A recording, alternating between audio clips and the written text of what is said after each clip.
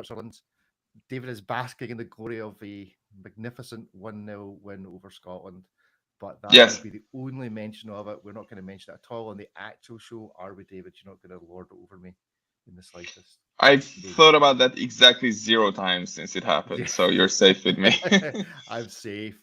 I'm in a safe place with David. But we are going to Yes. record a show, and you get to see all the behind the scenes. If you wish to participate, just jump into the chat, send us a message. But this is how we do this. So we're going to do our usual countdown, gentlemen, before we start for the real podcast. So on the count of three, 3, 2, 1. 3, 2, 1. Clap along at home now. 3, 2, 1. I think There it's we go. important that we tell our audience why we do this, and it's basically a morale boost. We give ourselves an applause right at the start to know what we are fighting for here. It's it's just a boost. it's like those South Korean factories where they have like a company song. I think a blog to watch needs a company song, something that has that kind of beat to it. Yeah, The, yeah. the, It. the kind of endless clapping. I think that's Yes. the way to do it. So anyway, for those who are now tuned into the podcast, you're missing out on watching this being live recorded on YouTube. So if you want to see that happen and take part in all of the shows live, you can tune in around about this time, 7:30ish on a Tuesday morning, to a blog to watch weekly live and take part. Ariel was so scared about this happening and him dropping the ball that he is in fact not here this week. So it's just David and Ripley. Good morning, David. How are you? Good morning. Very well. Very well. Very well, How about good. you? I'm not bad, not bad. Disappointed to be out of the Euros, but not unexpectedly so. But there we go. And collectively, I mean, the chances of a Scotsman and a Hungarian recording a podcast together when we lost and both managed to knock ourselves out of the Euros at the same time.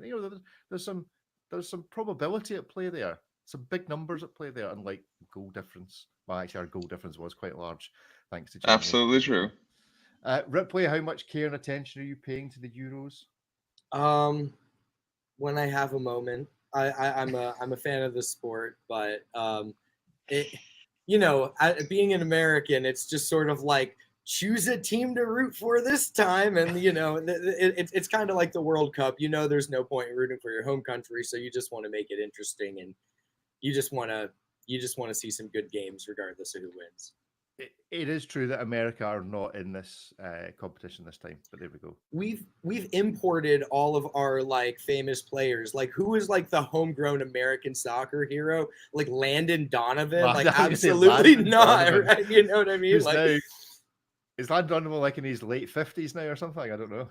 I have no idea. Like you could totally walk by that guy at a grocery store and not have any idea that he was the face of American football for a while. For a while. Good stuff. Anyway, let's talk about some watches.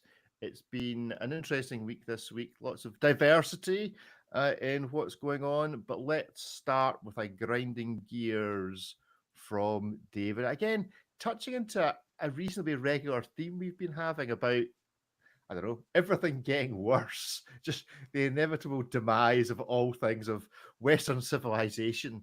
And this Yes. is, David, you're grinding gears. The quiet demise of craftsmanship and performance in the affordable luxury segment. Give us a bit of background as to, you know, where performance and competitions, you know, had their place within the watch world. Actually, not that long ago. Yeah, I mean, competition is not so much, a little bit less so, but even, I don't know, like 10, 15 years ago, I think the last observatory, not championship, but competition happened. And then Group of 4C won everything to an extent where basically there was almost no point in arranging another one. But actually, sadly enough, that's not why they ended those observatory competitions, but rather because, and we are talking about a historic competition, and this has been going on for decades or maybe over 100 years or something like that at various different observatories. But the last one standing they pulled the plug on it because all the brands who have submitted their watches for this very elaborate, extremely thorough accuracy competition, which is basically the Formula One of watchmaking in the sense that it's not like COSC where you submit hundreds of thousands of movements, but you submit one or two, and you very specially prepared that watch to perform as best as it possibly can. You have dedicated teams or watchmakers working on just that one movement, to make sure that it scores as much of the available 1,000 points as it can. And so basically, they had to pull the plug on it because most of the brands who submitted their watches said that the observatory can only say that they entered the competition if they win.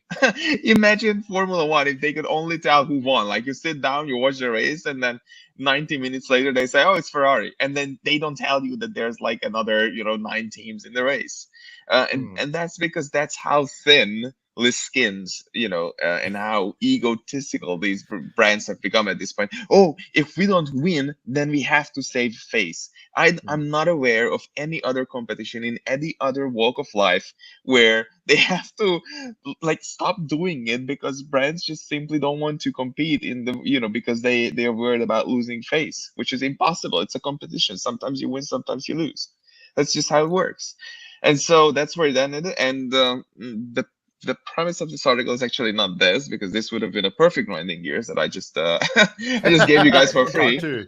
Yeah, part two. But basically, it's more about COSC, chronometer certifications, other third-party or even brand-performed certifications or tests of quality of finishing and or a movement accuracy, and all of that is going down the drain as we speak. Yes, I mean, I kind of understood COSC. I've got a couple of COSC regulated watches, and I kind of understood the problems with COSC in that it was the movement rather than the whole watch. It was not as many positions. It just wasn't quite as, sturdy as perhaps they gave the impression of.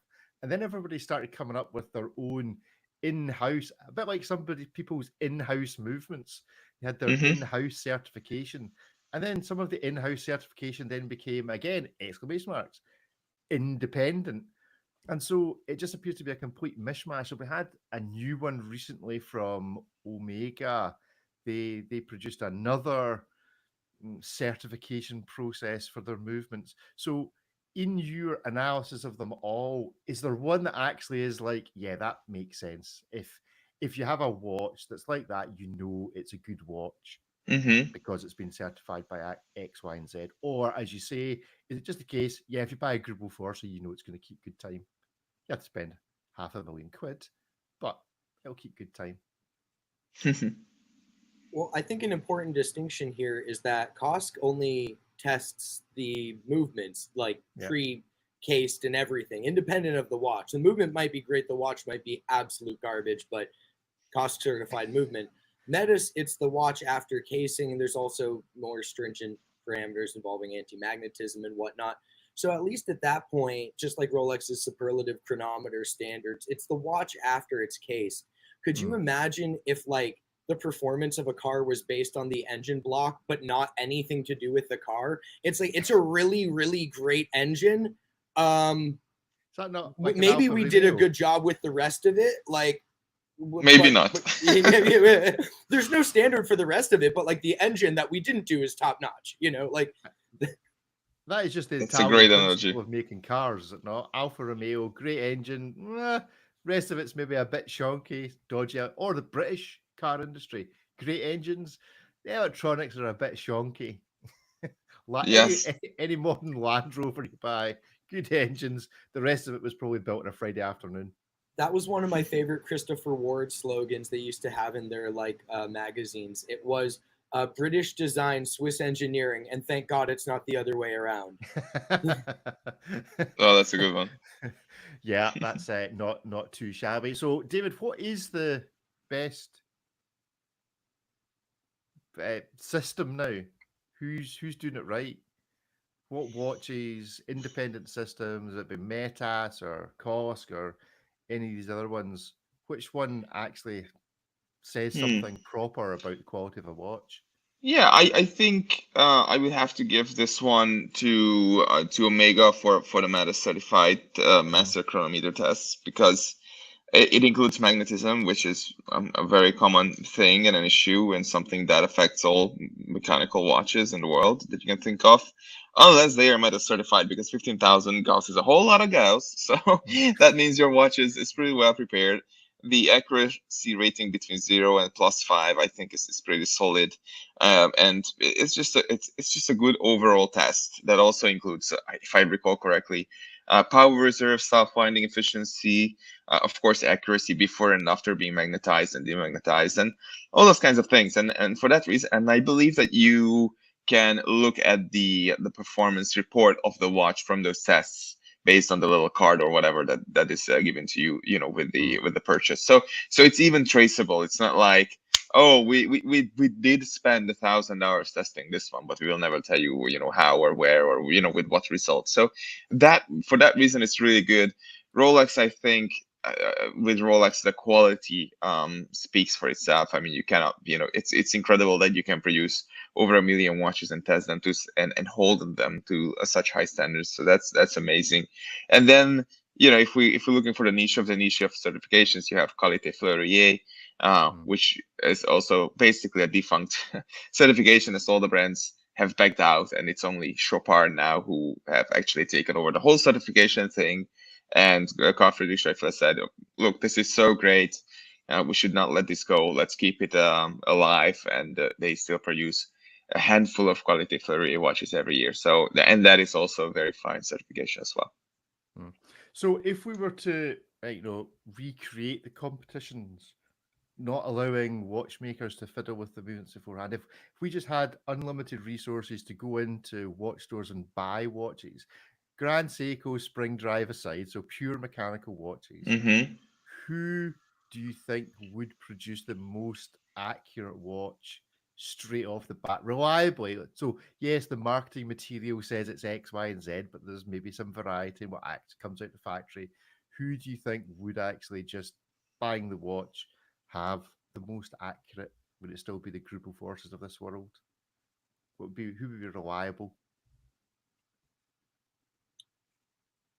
Ripley, go ahead.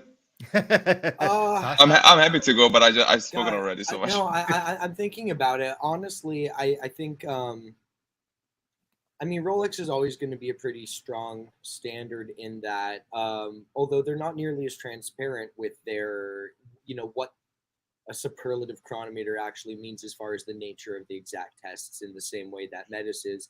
And then also, Omega with Metis opens it up to other brands. So, Tudor produces a watch that's Metis certified, because Metis isn't Omega, it's an independent certification. So in my opinion, I do kind of put a little bit more weight on that, just because it might not, -2 +2 is more stringent than 0 to +5. But at least you have a pretty good sense of what Metis certification constitutes, whereas superlative chronometer standards, we have certain parameters, but a lot of it is kind of murky, and it's, in the guise of the Rolex way. That said, I still think Rolex, just sight unseen, is going to be producing a really, really solid watch for the money. Omega as well for the mass-produced ones. And then, I'm sure Grupo Force would still be putting something forward really, really, really, really good at $500,000. David? Yeah, I agree. I think it's Rolex and Omega probably. When we're talking about manufactured quantities, and once you go super niche, of course, then you can find other ones as well. Right. Roger Smith can spend all day long regulating that one watch. That's like their output for the whole month, So that's kind of a different thing than Rolex. Yes, and you can tell him that you're working at a desk, and he will set it up for a 45-degree angle. So when you're doing this, it's just perfect. I don't know if you are noticing, but I'm just seeing the image on YouTube. Do tune into the show, aBlogtoWatch Weekly Live, and the position. Yeah, David has just altered it. I don't know if you're familiar with the sketch. I think it's the middle class, upper class, lower class John Cleese sketch, where they're all in a line. But that's what it looked like briefly there, because David was slowly sinking under the table. It wasn't me. It was this thing, the rotating. So I'm sitting in the same way, but it's just the freaking laptop. David is just badly regulated. That's what the problem is. He's Yes. unwinding slowly. More power reserve is required. Right, Yes. let's talk about a particular watch and a particular type of watch. We seem to have become the Bugatti Jacob & Co. Website this week for Yes. reasons that I don't fully understand. But David, you're going to explain it to us. So let's start with I think it was the first pass at this, which is actually what is a tourbillon and why is there a car named after it? So do explain for the uninitiated what's going on. Yeah, I was surprised to see that Bugatti has named its new car the Tourbillon, and I was like, wow, I mean that can only come from watches and watchmaking, so that's pretty cool. And I immediately jumped in on all the videos. Of course, an embargo was lifted, so you could find many videos all at the same time, debuting this new car. And I heard basically I found all the car journalists butcher the description and the explanation of what a tourbillon is. And then Mate Rimac, or actually Mate Rimac, the CEO of the brand, has provided a more or less okay explanation. And I say more or less because sometimes even watch brands get it wrong. You know, it's very difficult. Sometimes the description gives you the impression that the tourbillon is an anti-gravity machine that can negate the effects of gravity and stuff like that. And it's just a whole bunch of nonsense. And I thought that, you know, it could be cool as car guys are doing their research to find, you know, something like this and find an article that explains to them what a tourbillon is and how backwards it is in the world of watchmaking, where a lot of the tourbillon equipped watches are less accurate than their non-tourbillon counterparts. And so does the tourbillon within the context of the car, is there more significance than just it's called? Like, is there a tourbillon in the car for some reason? I don't understand. Have another go at explaining this link between Bugatti and tourbillons, as opposed to calling it the Jacob & Co. car. There is a tourbillon in the car if you wear your Jacob & Co. when you get in, or another tourbillon. Right, okay. That's fine, but not a tourbillon per se fitted to the car, which is ironic because in the past there was a Bugatti concept car that had a tourbillon in it, but was not called a tourbillon. But there is now a Bugatti tourbillon car that does not have a tourbillon in it. But that was back when with Parmigiani Fleurier, and it was a really cool concept, and it was a little bit like a Beauvais, like a transforming watch where you could take it out of its case and you could put it on the dashboard, and it did have a tourbillon in it. And David, in terms of $4.3 million. And it doesn't include a tourbillon. What are we even doing with ourselves right now? It's under $340,000 for you, sir. If you want the watch. Do you think if you bought a Bugatti for 4.3, you would be able to get a discount in the Jacob & Co? Or do you think they would be like, what are you, poor? No, we charge you $500,000 now that you ask. No discount for you. No. Explain to me the car, David. Is the car any good before we deal with the watch? Well, I did have the privilege of visiting the Bugatti factory with Parmigiani just shortly before the collaboration ended, actually, and it's incredible. They took me out in the Chiron, and it's just this infinite amount of power. So if you feel like if you just keep on accelerating, you will go, you know, with 800 miles an hour eventually. It's impossible to imagine the car ever slowing down. It's just you feel the same sort of push all the way through, and then the brakes are absolutely incredible as well. It was a really, really fantastic experience. It's I think it's a tremendous privilege to even sit in one or be taken out, and then to have something like this to drive whenever you you fancy. It's just must be an incredible experience. Now we'll have a quick look at the watch. For those of you on the video, you'll get to see from the website. This is Jacob & Co. Bugatti Tourbillon watch, has a working V16 engine. I need to push into the idea that it's a working V16 engine. So the watch has an engine, but the car doesn't have a tourbillon. I just want to make sure we're clear on this. Yeah, that's hilarious. That's correct. My question is, if you were to put the watch in the car, bear in mind we've been talking about watch regulation and accuracy. Is the tourbillon on the watch good enough to withstand the G-forces that you can create in the car? Or does the combination of the car and the watch actually make this watch almost pointless? Because actually driving this car the way it's meant to be driven while wearing the watch the way it's meant to be worn actually makes the watch inaccurate because the tourbillon can't cope with the real G-forces that happen as you corner at 220 miles an hour. If you flip the car, it becomes a multi-axis tourbillon, right? So you're just flying through the air, and yeah, imagine flying through the air in your tourbillon like somersaulting, and you're just like, oh, this is fine now. Now my watch is even more accurate. Before That's you like land in a forest somewhere. That's great. It's like that plane, like the Vomit Comet, whereby just as you reach the top of the flying jump, all forces of gravity disappear and your watch becomes super accurate just before the engine block makes its way through your body into a gazillion pieces. They will know precisely when you died. That's the point. It'll be down to the exact second. That's right. Do death certificates record time to 2 decimal places? I don't know. Just to the nearest minute. They do when your engine has a V16, V12. What is this in here, David? It's a V16, but it will have the fine print on your report saying like, but it was not a chronometer certified tourbillon, so we can't be absolutely sure. Not to mention the fact that up to Metas. Yeah, not to mention the fact that most gazillionaires don't set their watches probably for the accurate time, so it's like it would just show whatever. At least, yeah, I think there's a high probability for that.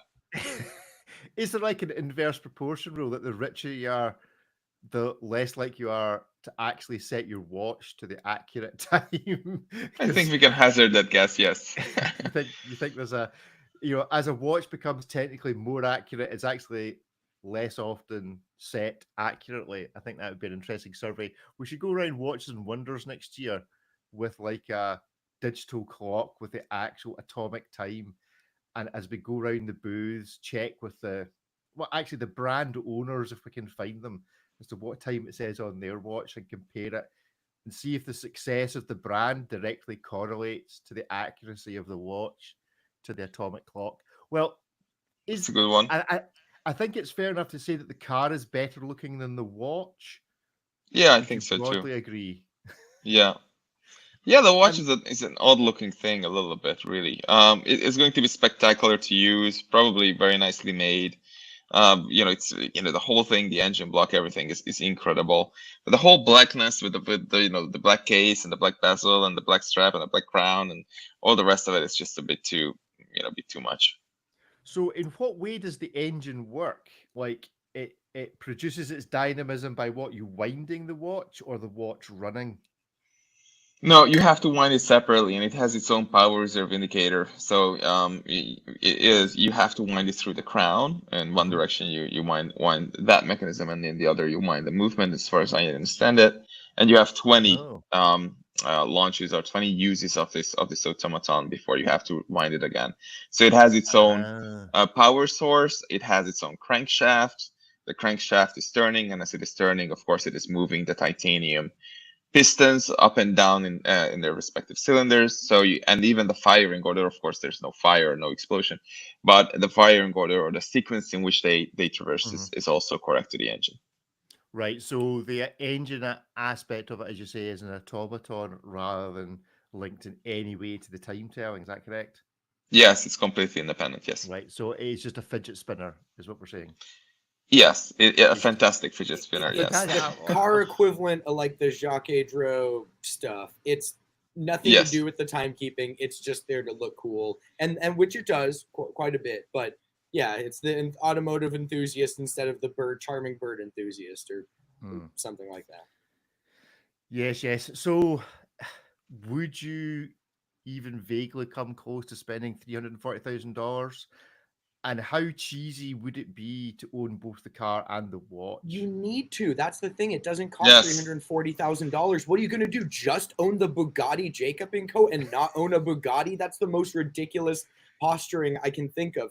If you have to get the car if you own the watch, and so then it becomes a 4 million and 0.33. You know, we're call it 4.5 million once you're all said and done here.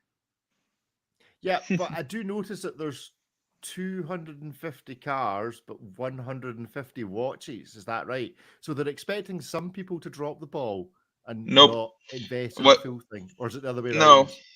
There will be other ones, so other variations, other case styles, gem set ones, whatever. So they will produce a full 250, but you know it's just the first 150 for those who don't have a personality yet.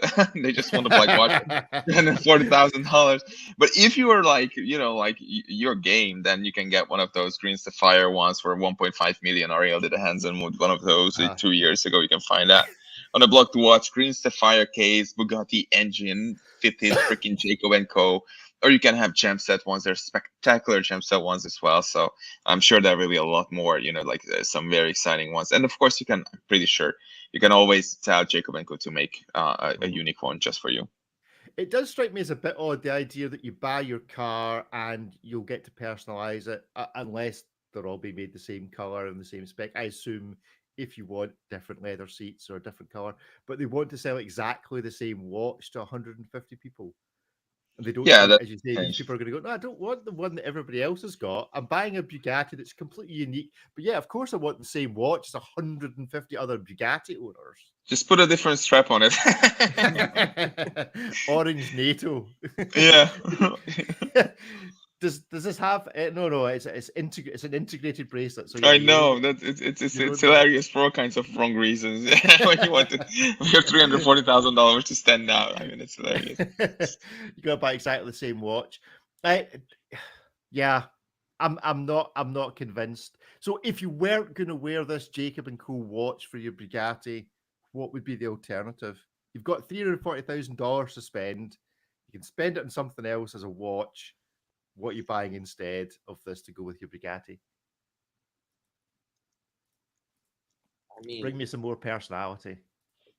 And anything from Watches and Wonders. I feel like everything we saw was six figures. I'll get the art time. I'll get the art time ART 01 in rose gold and the IWC Platinum Eternity calendar. And I think that's maybe roughly around the same price. One's about 150, one's about 200. So, that seems reasonable. David? I would just get something with gems on it. That's where I would start. The more gems, Rainbow the better. Daytona. Yes, but David's going to take 50,000 of that and go off to the Hong Kong Watch and Clock show and just get a crazy custom case, absolutely paved in baguettes. I would just get a Ziploc full of colorful stones and I would just bring it to Switzerland and say, like, can you make something out of this? You just get some Pritt stick, crazy glue, dashboard of Bugatti, and just like sprinkle the colorful gems across the dashboard. That'd be fine. Just like people who stick gems to their face or whatever.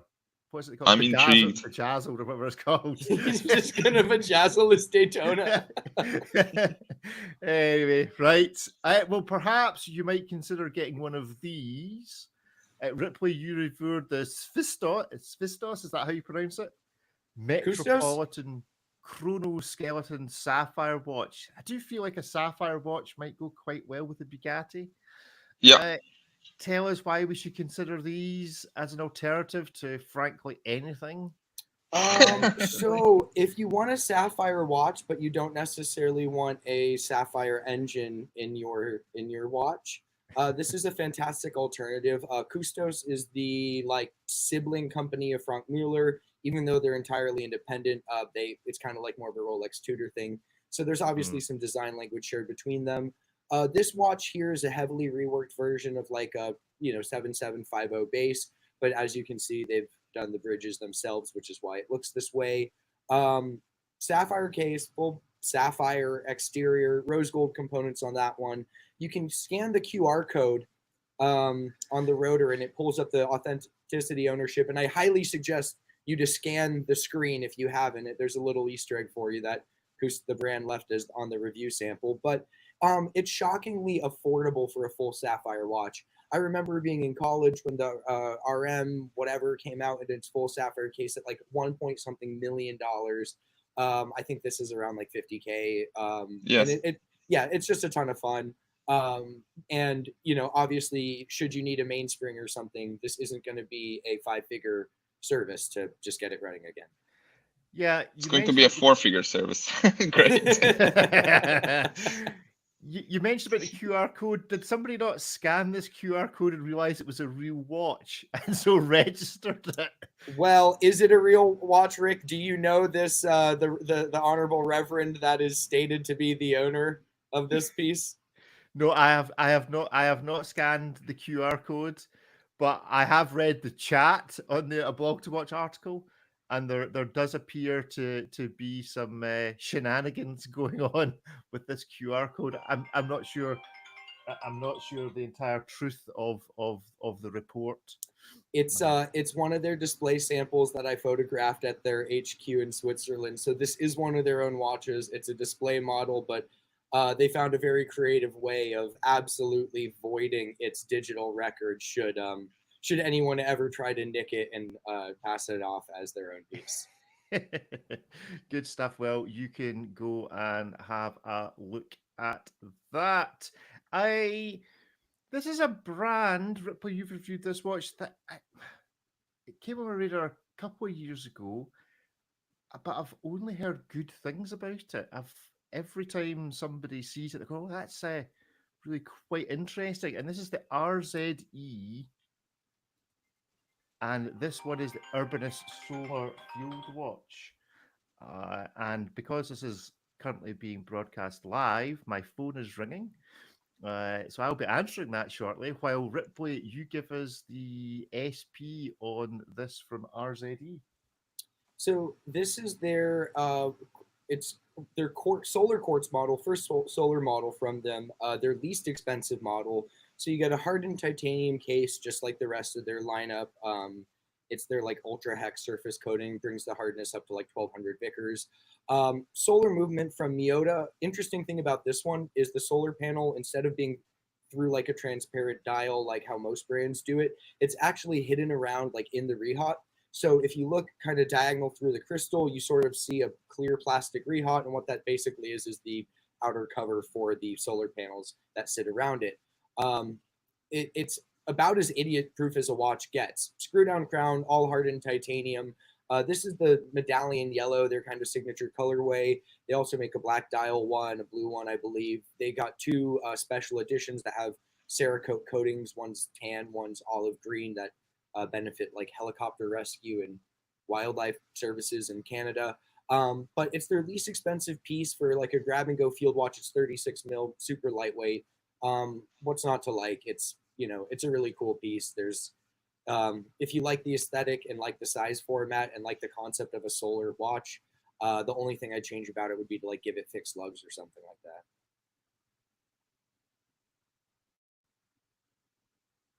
Cool. I mean, that's cool. I actually heard none of that because I was on the phone, but I'm sure it was a great review of the RZE. I can chime in. I mean, it's a Go for it. fantastic looking watch. I really like this one actually. It's not too expensive. What, it's like $259. You get a tight. I wish there were like some other strap options. How comfortable is the strap? I mean, the strap is fine. It's like it's a nicely made NATO. It's got pretty chunky black DLC coated titanium hardware, which is all very nice. I mean, it's a fine strap. It's a NATO strap. I think the cool part about this is I think a lot of people are going to get one and then have a ton of fun switching it up. It's standard 18 mil lugs, and the spring bars are removable. So I'm sure people are going to put all sorts of different funky things on it that kind of lean into the different dial colors. Because some of the other variants where it's like a tan Cerakote case, I'm sure that might look really cool on certain like leather or sailcloth straps. So yeah, you get a black NATO. It's a nice NATO, but the example I have right here, I put like a dark green Perlon on it, and you know, because it's sweltering in Los Angeles right now. I mean, it's like there's 5 different versions. There's a black dial, blue dial, yellow dial, and then as you say, you have this bronze-ish or tan-colored case with a brown dial, and you have a green-colored case with a black dial, and the last 3. So it's the yellow, the brown, and the green case black dial. Fantastic looking watches. Very cool. And I like the idea of these just, leaving, just you put it on and you forget about it. It's solar, it's cheap, you can beat it up, and it looks great. Loom looks decent as well. I didn't know, just before we started, I had no idea these even existed, but I quite like this. Yeah, I've always been impressed with their stuff. Like, I've seen a number of the watches in the metal. Their whole thing is like hardened titanium stuff. But like for the price point, I think they're kind of fantastic quality watches, and it's a fun brand too. They make other strange things like some EDC items, but there's no moving parts on the exterior. So if you get it really dirty working on a farm like you tend to, Rick, you can just kind of hold it under a sink and wipe it down. There's no bezel to get jammed up or anything like that. What are you saying? Like, are you saying a bit messy? I mean, I recently heard about an Air King that was lost in a field after being eaten by a cow for 50 years or something like that. So the first thing I think is, oh, Rick, you got your Air King back. But then I realized, then I realized, oh, it's 34 mil. That's the size I wear. That's not yours whatsoever. Was not my Air King. I do think, see, there's been a video we should appreciate, because I've not actually seen what the hat is today, but the Grand Seiko t-shirt's looking good. But what's the cap? What's today's cap, Ripley? So we've got Grand Seiko on the shirt, GS9 Club on the hat, GS9 Club on the pin, and to celebrate the illustrious manufacturing of the Greater Seiko Corp, we got Philip Plain on the wrist because it uses the Seiko NH70 skeletonized movement. So we are celebrating every aspect of the great house.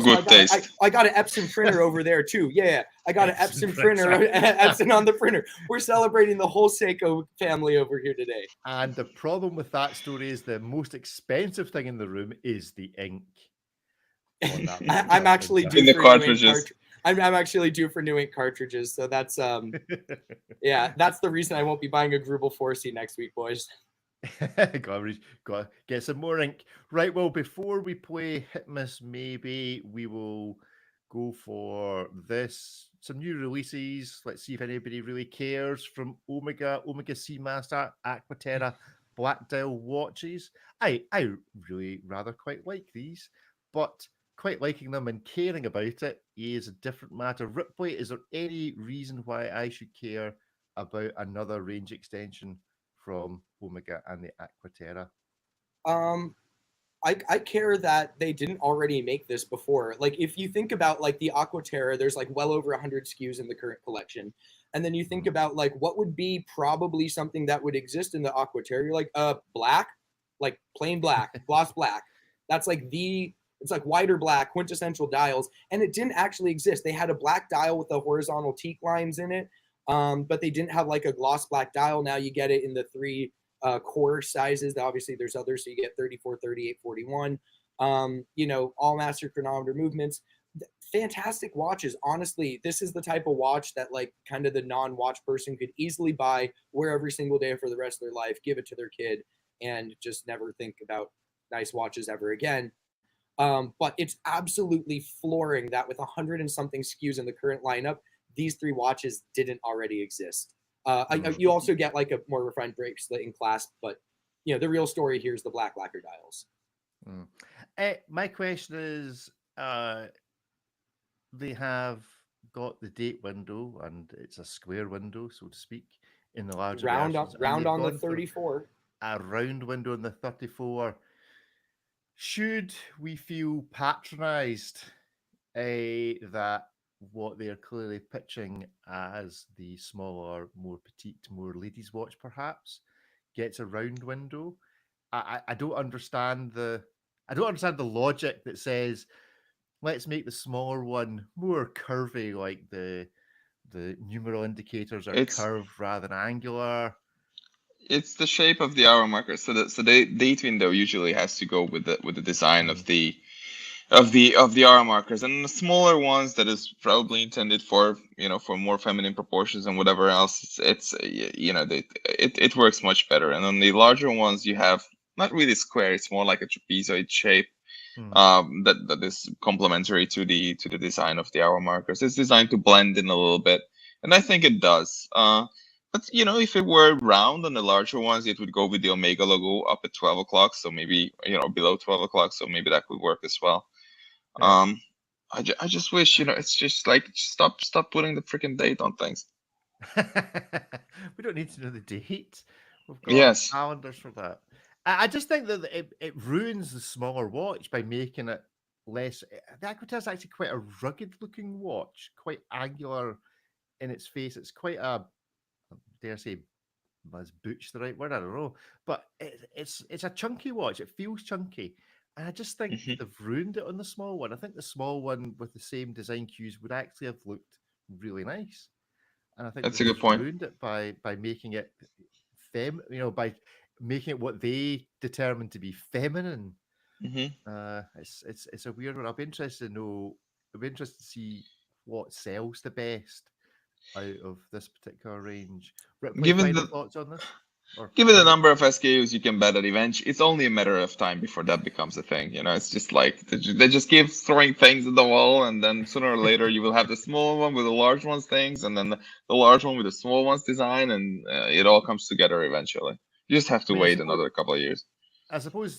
Omega are privy to Swatch's now broken AI generator, Hmm. so I suppose, as you say, they'll get there eventually. Oh Ripley, I yeah. final mean, thoughts? I almost want to like play mashup with the different things. The 34 is a little bit. I've seen the 34 Aquaterra is the current gen in the metal, and I'm not big on the shape of the hour markers or the date window either. And even the format, I like a small watch, but it wears pretty small for a 34 in the same way the Speedmaster wears pretty small for a 42. Those twisted lugs do kind of truncate the wearing experience a bit. 38 is probably the sweet spot. I'd love maybe a millimeter smaller or whatever, but it doesn't. The 34 and the 38 are both powered by the 8800 series movement. The 8900 series is what's in the 41, and that's where you get the independently adjustable hour hand, which is cool. So I kind of wish it had that feature on the smaller format. They all cost the same, which is nice, I guess.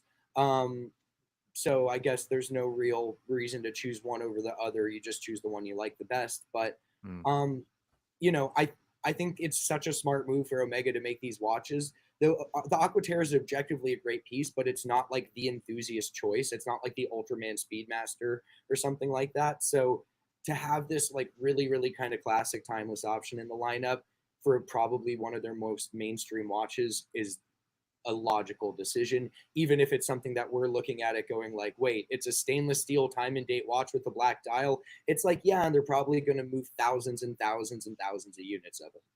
Mm-hmm. Right, well, go and check that out at aBlogtoWatch.com. We're now going to let a couple of people into the room to play Hitmas maybe, and hopefully they got the message that this show is being live broadcast and don't come in all unprepared. But let's let Kevin and Alon in and quickly remind them that they are live on a Blog to Watch Weekly Live. Good morning, Alon. How are you? Good morning. Good morning. I'm doing very well. I'm actually excited. This is a live recording because it's going to be my second one. Well, I'm going to do two. So this is my first one. Excellent. And Kevin is joining us, but already we have Kevin is experiencing connectivity issues. Kevin, Earth to Kevin. Come in, Kevin. Are you there? Nope. Kevin is delayed for some reason. Internet speed has not quite reached central London at this stage or wherever he is living today. So we will assume that Kevin may appear. At the moment, you're just going to get to watch a little black dot screen while he sorts himself out. But we will get started. So let's do what we'd normally do and see who everybody is and where they are. David, where are you and what are you wearing? I'm in Budapest, and I'm wearing an IWC pilot's watch that I have written the review on, and it's just waiting to be published. Oh, very good, very good. And gets a thumbs up in general, the pilot's watch. I had to do some mental exercises and picture who this is for, and if I pictured that, then yes. But if it's not for you, which is I think a much broader spectrum, then no. Right, okie dokie. Ripley, Great Wall of Ripley, repping everything Seiko this morning. And you've already revealed so far you're wearing a Seiko derivative of some kind. No, it's a Seiko Yes. movement, but it is in the Philip Plein I don't even know the name of this one. It's the green. it's just green. It's very green, and the whole thing fluoresces under a black light. All right. Oh, that's but cool. It uses the Seiko NH70 movement, so we are still in theme. We're celebrating their distributor status as probably one of the largest third-party movement makers. Very good, very good. Alon, where are you and what are you wearing? I am in Amsterdam, the Netherlands. I felt lucky. I felt green. So I went with the Elka Ace Collab Diversity Series. So it's the second dial of the Hebrew version, which we have in 4 versions. Very cool. Very nice indeed. I am in Scotland. I am wearing a Panerai. Nothing new there then. Okay, let's make a start. Kevin, I've kicked Kevin out of the room. We'll see if he reappears with his internet all connected. First up is going to be this, and we're going to do a bit of color today. So, a bit of variegation. So, Ripley, you reviewed the Bell & Ross BR05 Artline Steel and Gold watch. We on this show have always been fans of Bell & Ross, always unusually drawn to them, but never owned one. Should this be one I should consider owning after having looked at it? Well, that'll give away my choice here, but let's get into what it is. It's the Artline series. This name gets described for their artistically oriented versions of the BR05 integrated bracelet watch. Came out in 2022 with a silver version of this, so all stainless steel. The Artline name was also used to do the one with all the dragon engravings on it that was released earlier this year for the Chinese Zodiac. Now, this is the two-tone art line, so you get some rose gold plates on the center links of the bracelet and the bezel. It's important to note that despite the fairly handsome price increase, the gold bits don't actually appear to be solid. So on the steel one, you'll notice that the bezel basically just has grooves into it, as do the center links. On this one, it's like gold plates attached to the components, but if you look at the backside of the bracelet, you just see uninterrupted steel surfaces. So it doesn't look to be that much gold, but it is one of the more ornate and unusual and striking Bell & Ross models currently available at $12,800, I believe.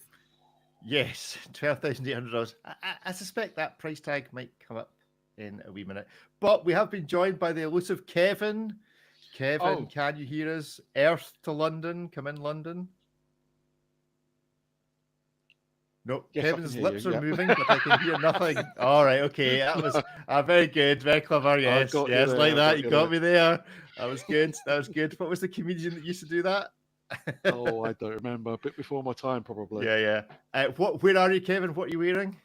I am in on the South Kent coast. I'm wearing a Swatch. I don't know if you remember this. This was the Q watch from a Bond movie. Oh, very good. Back in the day. Yeah, a bit different, but I liked it. His technology works somewhat better than yours this morning.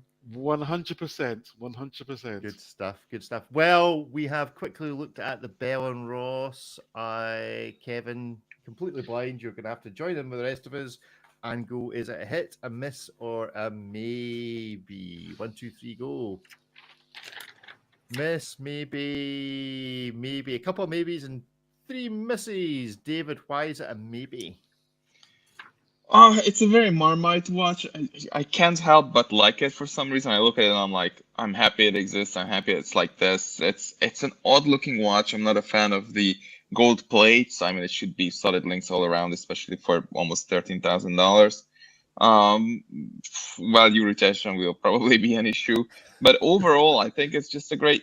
I just look at it. I mean, it has taken so many rounds and so many years of repetition and trying again, trying this, trying that to end up with this. I really appreciate that effort that has gone into that and the progress that has gone into it. Yeah. Alon, how did you vote? I voted maybe. And maybe because I do love Bell & Ross. I love the BR05. It's a stunning watch. I don't like two-tone watches for me personally, but I have a gut feeling that my dear friend Cedric Bellon designed on this iteration as well. I love the stripes, and it reminds me of my Uhrwerk. I have the 10309. So I call these the Dunhill stripes. And I think it's done actually very elegantly. It's actually very cool. I like the rotor. Um, Ripley, correct me if I'm That's wrong. very cool. Is it a Kinesi movement? No. So if it was the BRX5, you'd be getting the Kinesi. Those start about like 7,500. This is the BR like 302. It's basically the new version of the, the updated version of the Salida SW300. So you get the longer, like 56-hour power reserve or whatever. Yeah, But yeah, yeah. yes, it's a $12,800 Salida. We're, And no a question for you Wow. Americans or everybody who uses feet. Usually we translate the 100 meters to 330 feet. I believe it's 328.09, but they wrote 325. Does that annoy you guys? No, the 100%. United States system of measurements is honestly just a collective of delusion over on our side. Like we're just making stuff up. We're so bad at math, and yet you're making me deal with like all these random numbers like 12s and stuff, and none of it. 32? What even? Why? Why is water freezing at 32? Why is it boiling at 212? None of this makes any sense whatsoever. So yeah, 325, 328, 330, 400. Whatever. None of it means anything to me in Just pick a America. number. That's why I always put 100 meters. At least we all kind of can agree on that. Like Yeah. you'll never see me put like the feet measurement for a depth rating. Good. It's amazing the number of deaths in America because of diving accidents, because of feet and meter confusion is enormous. Apparently, it's a real problem. Anyway, Ripley, how did you vote? I said it's a miss, and it's not because I don't like the aesthetics of it. I thought the original one was like in all steel was a very interesting watch. It almost reminded me of like corrugated metal that you'd see on like a home built tool shed type of thing, but in a cool way. They say it's sort of like Art Deco inspired lines. That's neither here nor there. I kind of like the way it looks. As David mentioned, at nearly $13,000, it really should have just solid gold components and please put in the Kinesi movement, because that's a very strong ask at that price point. And it's really the price point that makes me give it the miss. The full steel version is less than half the price, so you're paying a what, $6,000, $6,200 or something like that for effectively whatever the little gold veneers that you can see on it. But that's kind of the main reason for me. If this watch was priced at a marginal increase compared to the steel model, I'd probably say it's a bit Marmite, but it's sort of a maybe. But 12.8, that we're like in Daytona money, and that's a lot for a three-handed. I mean, that'd be, you might as well just get the solid gold one. I think you can get the solid rose gold BR05 on a leather strap for like less than twice the price of this. So I mean, that's kind of where I can't wrap my head around the value proposition of this one. Yeah, I agree. I give it a miss. It's a gorgeous looking watch, but the price is absolutely outrageous. You've effectively got little gold plates. This must have the least content of gold of a two-tone watch.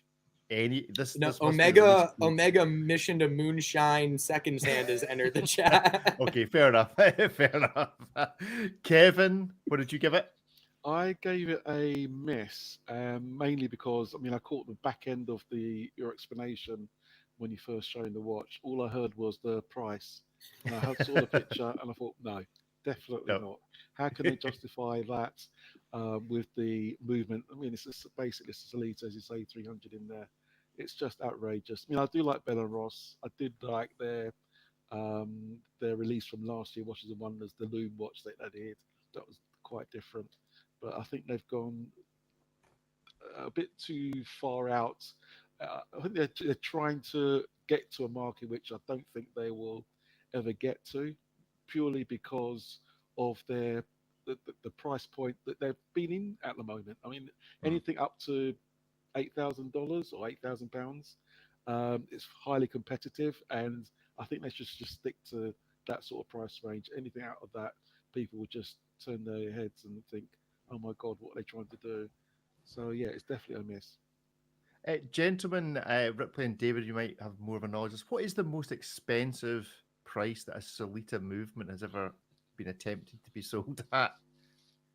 100,000 at least Right, for the okay. tag that we covered a couple of months ago. But it actually is a topic that I want to cover at some point, like the top 5 most expensive Salita fitted watches, and Yeah. that tag is right up there. I hope the $100,000 You hope and that's the a couple top. of diamonds. And sometimes, well, yeah, the most expensive stainless steel Salita movement or ETA movement. So nothing, no gold, no diamonds to inexcusably get the price. So if anybody listening would like to nominate some watches for that particular category, we'll What maybe have a look at them in the next couple of What do weeks. you mean no gold and no diamonds? I mean that's the whole point. If you're spending $100,000, you're paying for all the markup on the gold and the diamonds. So just throw a freaking other movement in there somehow. I mean, just make it work. That's the whole point.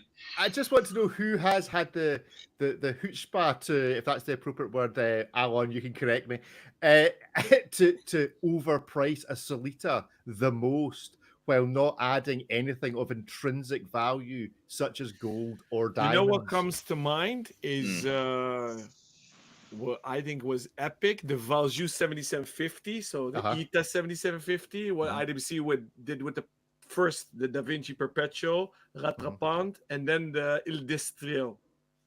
So I was 100 back in the day, already 125K watch based on a ETA. So by the Salita, I need to rack my brain, and I need another coffee. So I'll get back. The Jacob & Co Epic X was like 20-something thousand. I see that now, and you could get it on a rubber strap with a. Well, it did have a modified movement, so they did put some effort into the movement, though. So I'm not sure if that's the right call. But once it's over 100,000, that's when you're getting taken for a ride big time. But since we're live, Rick, I don't know if you see the comments on YouTube. I hate those words, Alan. I hate those words. Since we're live, ... That normally leads to trouble and cancellation. But go ahead. Well, since we're live, viewers can now do the homework, and we can make a quiz out of it. Let's see what our viewers think. So I don't know if you're tracking the YouTube comments, because I'm in. I am, but no, very few people are listening live because we didn't warn anybody in advance we were doing this. So if you happen to be there, if you're out there somewhere, then please do chip in, and in future weeks, do tune in. Or do it in the comments if you see this when we're not live anymore. Absolutely. It's a cool game. Let's talk about a watch for Hitmas maybe that's got, it's got a few folk hot under the collar. Ari was not here to tell us what he thought about it, but this is the Norqain Freedom 60 Chrono 40mm watches with summer 2024 dial colors. Yeah, this has got a few folk in the annoyed bracket, most of them going, how can you justify this price on this watch? 40mm chrono from the same stable. I don't know if this is what movement this is. This is going to be a Kinesi movement? I'm not actually sure. I've not checked. It'll be ETA. It's presumably an ETA if it's a chronograph. Yeah, it's a Salita. 43 mil, 4,600 USD. Some nice colors. Base. Yeah, some nice colors. Pistachio. The wee Norqain badge that's on the side. This does appear to say Norqain quite a lot on it, from what I can gather. It is, and it's definitely winning the award for how often can you tell us what brand you are. There's a kind of, I'm not quite sure what they're calling it, salmon or gold. And there's a date window, and I think it's the date window that's got most folk riled up, because it appears to be situated in a different postcode from the rest of the watch, certainly a different altitude at any rate. But gentlemen, for your delectation, is this a hit, a miss, or a maybe? 1, 2, 3, go. Miss, maybe, misses. Oh, we're all all got our negative pants on this morning. This is a miss for me because I don't get Norqain anymore. I don't get it. I think they'd found a journey to go on. they'd found a groove that they were in, and I don't know whether it's Jean-Claude Biver's involvement or whatever, but they just appear to have lost some momentum, some traction. All the positivity that was being viewed of this business, this brand, appears to be leaching out of it for whatever reason. Now, maybe that's just us as watch geeks. Maybe they're doing great, selling loads of them. I don't know. But I'm not sure that this release is helping that particular cause. David, and maybe from you. Yes. It's maybe because I really like the dial colors. The dial seems to be very high quality. I like the syringe hands. I like the way that they have color coordinated the date disc, which is a rarely seen thing. I was just shaking my head when people were mocking the date. That it's very similar to what you see on most of the other 7750 or Celita, 510 or 500 based watches. But the coordination is there. The cutout is nicely done. I think it's over. It's great. I'm just really bored of this of these 7750 architecture proportions. It's such a chunker. It's very very thick. It's not going to be very comfortable to wear probably because it's so thick, and it's like 50 years down the road from when the 7750 was developed. I think it's high time that Celita or somebody, whoever, came up with a new movement that would result in slimmer and more quietly operating chronographs for the masses. Chronographs for the masses. Alon, how did you vote? I voted maybe. Maybe because it appeals to me. It reminds me of the old Breitling Top Times. And that maybe answers your question. So who's Norcane for? It's the old, half of it is the old Breitling crew. And they are going into their old Breitling mates that are Breitling retailers or used to be, because Breitling is slashing all dealers worldwide to open mono brands. So they're filling that gap literally in stores and maybe on wrists. Your comment about Biver, I think he only helped on the free one. Or was it called the free one? Or the Wild one? Wild one. Wild one, yeah. Wild and free. So he only helped on that and a bit of consultancy. Is this a lot of money? All of us think it is, but as we discussed earlier on this show, the old 1000 is 2000, the old 3000 is 5000. So today, this is not a lot of money, although you can consider in Hamilton with an Valjoux version styled caliber, like David said, which you're fed up of, or think of micro brands with using these calibers. I'm thinking of a Aaron with Lebois & Co., right? And these all rock 2.5, 3K. So those are contemplation, and that's why I'm in the maybe bracket. But it does look good. Yeah, I'll grant you, it is nice looking, and the date window matching color scheme is good to see. Ripley. I like the dial colors. I said it was a miss. I like the dial colors. I don't like the date window, but that's a 430 date window is never the reason I'm going to give something a miss. As David mentioned, 40 mil wide with that chonker of automatic movement, it's going to wear very thick, especially on a smaller wrist like mine. I don't really love how they printed on the underside of the crystal on the case back. I feel like that's writing on your windows. And it's not like there's not enough text around the perimeter of it. They just incorporated into their, put that instead of one of the other Norcane brandings on the case back, do something like that. But really, again, it's the price point of this. Like at this price point, it's less than $1,000 to get your hands on a Tudor Black Bay Chrono on a bracelet, which gets you the Breitling B01 movement. Now, Breitling is obviously moved up market, leaving this void for, I guess, Norcane. But if you're looking to spend $4,000 or $5,000 on a chronograph, go over to Tudor and come up a little bit, several $100s, and you get what's objectively a better spec movement from a brand with arguably more history, and that's clearly not going to be going anywhere anytime soon, and has a very robust service network and all of that. So again, it's the price point of this. And if you wanted to spend this amount of money to get something a bit more off the beaten path, you could get a watch with the same type of movement at maybe about half the price or less. And then if you wanted something a bit esoteric like Brellum, a lot of their watches are like 23, 30 piece limited editions. Mm. You're not going to run into another person like that. And again, 7750 movement without the 430 date, arguably better spec watch for, you know, a 4-figure price difference. So again, it's the price point, not the watch, where I just have a hard time wrapping my head around it. For Mike, who does the show notes, do you think we can agree on a spelling of the word chonker before we go any further? Because I feel that needs to be in the title. CHONKER? Chonker? Chonker. Yeah, that'll do for our spelling bee. So, Mike, your challenge is to fit the word chonker into the show note title. Kevin, how did you vote? I voted maybe. I have an issue with the price, like Ripley and Alon has mentioned before. It's a good-looking watch, but at that price point, there's so much out there. I would give this definitely a maybe. I know that they've got legions of followers who love Norcane.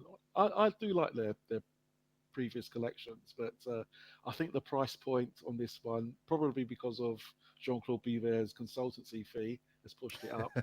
I think it's just a bit too much for the current people who are into Norcane at the moment. And as Ripley says, there are so many other manufacturers out there, watches you can buy, same quality, even better for less money. Yeah. Okay. Oh, Alon has a point of order. Kevin, it's interesting what you said about the management fee, because I've actually asked Jean-Claude Biver and the chaps at Norcane. He really did it as a favor to them, as a friend, because he wanted to help them out. So, you gave them mates rates as a yes, mates rates. They paid them as a barter deal. They gave him watches, not the free one, but the wild one. Oh, right. Just okay, no, I'm kidding. Okay. I'm kidding. But it's interesting. It's steep pricing, but I think that's. I think they still think they're Breitling, so they think they can get away with it. That's interesting. Yeah. But do you guys have buddies who actually own a Norcane? No. I know a guy who bought one. Yes. I do know one. Yes. But he just bought it on a whim. He was like, well, I've been thinking about this for a little bit, and then I went in there and just bought it, and I like it. And I'm like, okay, that's great. Cool. Right. Well, final watch of the day. Let's up the quality somewhat with this, the Vacheron Constantin Overseas in rose gold.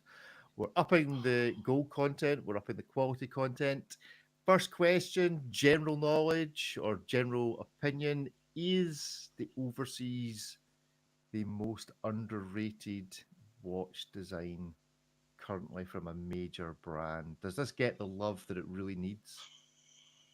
Yeah, I don't think it's underrated at $60,000. It's pretty highly rated to me. Looks rated just fine.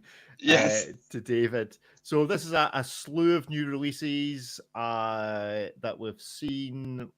Lots of gold, lots of jewels that will appeal to David. The Overseas, the multi AM/PM complication. Somewhere between 58,000 USD and nearly 80,000 USD for this collection. But how, gentlemen, will you vote? You can pick which one you're voting on, and I will ask you as we go around because there's a few watches here. So the count of three: hit, miss, or maybe. Couple of hits, rest is maybes. Right, David, which one are you giving a vote to? All of them are a maybe in my eyes, because all of them are on Overseas, and it's interesting because I've been like thinking about an Overseas, whether I like it or not, whether I should aspire to own one someday, because I like the overall concept, the bezel, the way the whole thing is just done. The concept is great, but somehow the execution is very rarely spot on. Sometimes it's just like I feel like I want to like it more than I actually end up liking these. Somehow it's just very rarely comes together into a very coherent and beautiful piece. Even though it's full of cool details, somehow it just doesn't add up. And the date disc on that chrono, I'm just looking at it, is probably the worst thing I've seen all week in watches. Look at that. Look at the font style. Look at where it is. Okay. Look at the way it is done. Oh my goodness. You. Some of us may need to change our hit votes, but thankfully this wasn't the one I was thinking of when I I gave change it to a miss now. Yeah, that is a particularly poor execution of a date disc.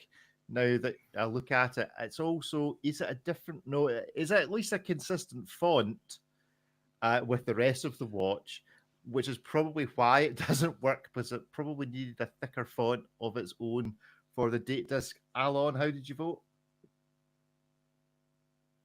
I don't know what's up with me. It's a maybe day for me. Usually, I'm Maybe always day. skewed to the positive side of things and giving everything and everyone the benefit of the doubt. Obviously, a lot of people put this in the Genta bracket, although it's not a Genta design. So this always is mentioned in the same breath with the Nautilus and the Royal Oak and maybe the Ingy by IWC, and it's up there. I'm with David. I want to like it, and I've many friends that have one, and I rock it when I see them. But it's not for me. Although I'll accept the Maltese cross from Patek, it's on steroids here. So they blew up the logo all over the watch.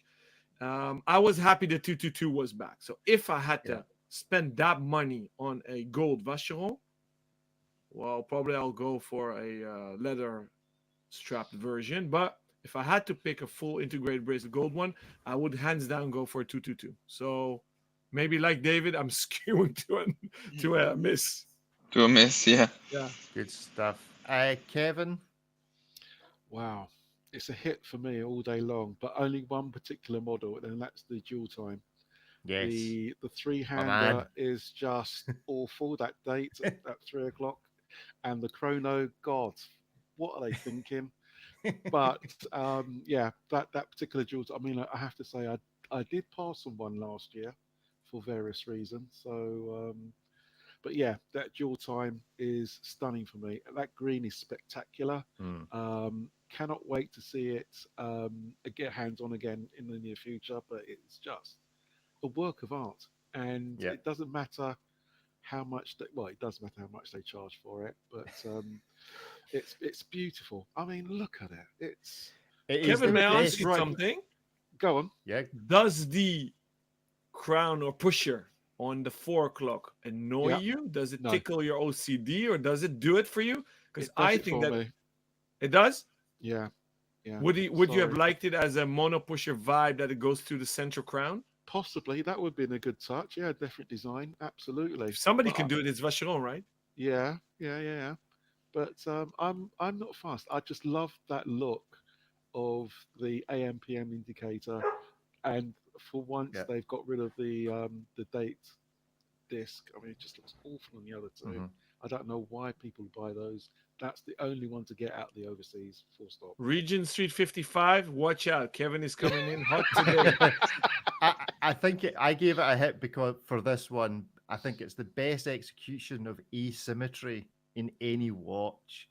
If you're not going to have a balanced crown setup, a balanced dial setup, this is what you should be modeling it after. Not the Grand Seikos, not anything like this. This is the best execution of asymmetry in any watch. That's why. Rick, when a brand has the same mother company like Panerai, do you give it an extra point? Anything in Richemont always gets a positive vote. Do you know I'm shilling for them on a regular basis? I don't own this Panerai. This is just permanently loaned to me. I have to bow at the altar of Richemont. Rick's trying to stay in Panerai's good graces when he needs service. They'll take care of him. He just tells the missus that it's on permanent loan. That's what he says.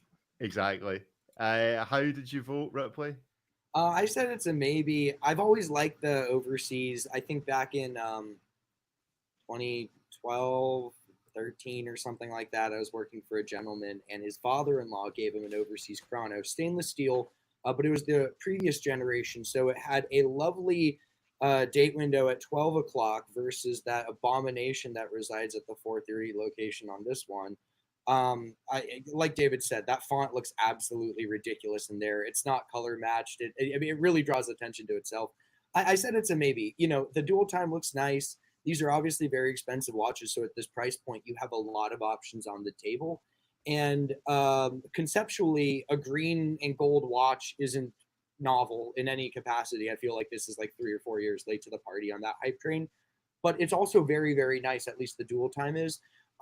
So if you like what they're putting down at this price point, yeah, it's a solid option. But it just feels a little bit unimaginative. And if you do end up getting that chrono, I don't know how you can move your eyes away from anything from that ridiculous like font on the white on black. It looks like a little like an Etch-a-Sketch window or something, like, you know, those little red things if you shake the picture goes away. It looks like one of those just kind of shoved under the window there. So it's a maybe for me, but yeah, if someone gave me that dual time, I'd happily wear it daily. Yeah, good stuff.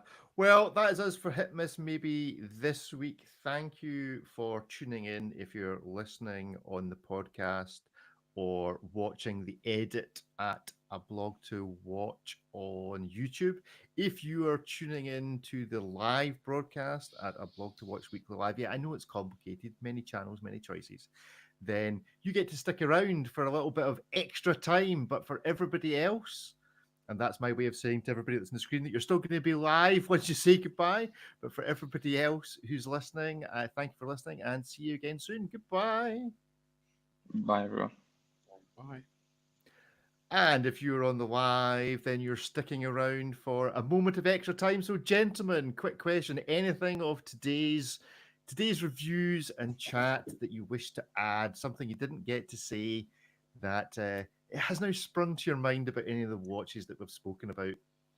About the watches, I was gonna say my refrigerator is broken once again. So the repairman, it's like this has become a saga. This is so many months. Like, yeah, they're coming back on Wednesday to fix it once again. I'm beside myself and working out of a mini fridge once again. Mini fridge once again. Oh, dear. Kevin, I would like everybody to know that I'm going to set up a GoFundMe page for the Vacheron Overseas in Gold. Okay. Yeah, please contribute as much as you can. Kevin, try OnlyFans, not GoFundMe. I hear there's much more success over on that website. DDV. Excellent. Well, thank you, gentlemen, all for coming on. David, Alan, any final thoughts? Jeez, on what? No. David said everything that needs said about everything. Oh my goodness. Good stuff, good stuff. Right, well, that is us signing off from the live stream. So thank you all for tuning in. Catch us again in a week or so's time. Goodbye to you lot too. Bye. Bye. Bye. Bye.